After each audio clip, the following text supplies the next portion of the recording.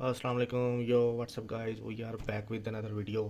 आज की वीडियो में मैं आपको बताने जा रहा हूँ कि आप किसी भी नॉर्मल कीबोर्ड को मैकेनिकल कीबोर्ड में किस तरह कन्वर्ट कर सकते हैं। जिस तरह अगर ये मेरे पास ये नॉर्मल सा कीबोर्ड है डेल का, तो अगर आप भी मेरी तरह कोई अच्छा मैकेनिकल कीबोर्ड अफोर्ड नहीं कर सकते, जैसे कि ये मैं आपको दिखाता हूँ। जिस तरह अभी ये एक कीबोर्ड 1980 का, तो पाकिस्तानी ये तकरीबन डबल अमाउंट कर लें इसे।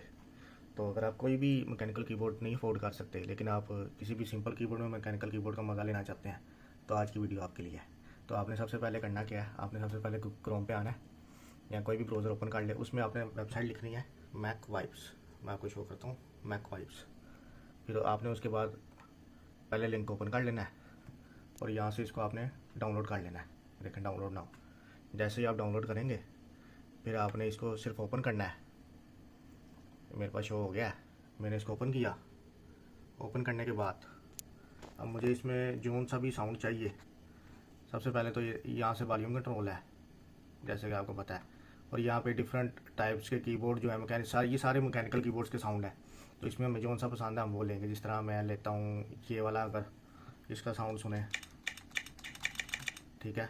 उसके बाद ये, ठीक है, या फिर ये, ओके, फिर ये, मुझे यही पसंद है तो मैं इसको सिलेक्ट कर लिया है। अब इसको मैं मिनिमाइज़ कर लेता हूँ। अब मैं आपको दिखाता हूँ इसका साउंड कैसा है। जैसे कि ये देखें, मैंने कोई भी वेबसाइट ओपन कर लिया है। अब मैं आपको दिखाता हूँ।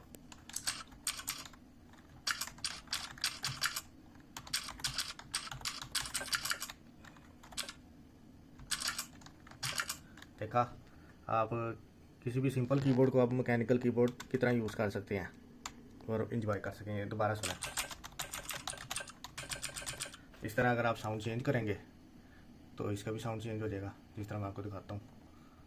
अब मैं ये लेता हूँ यहाँ से ये वाला, ठीक है। अब दोबारा साउंड सुने।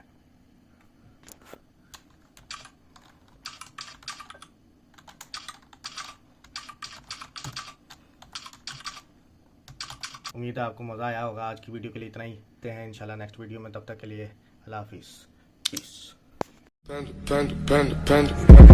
I got broads in Atlanta, just to throw me in the family.